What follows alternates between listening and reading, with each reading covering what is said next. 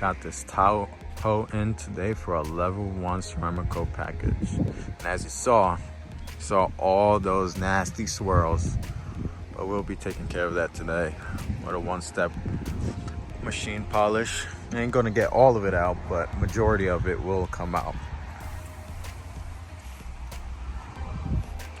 But I'm gonna get it all prepped up and ready for a decontamination wash, dry it off, pull into the shop and start the process of polishing and getting that coating down.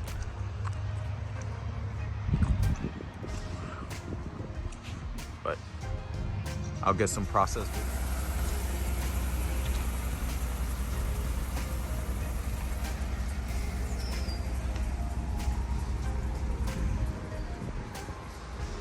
Who said 2011 can't look this good?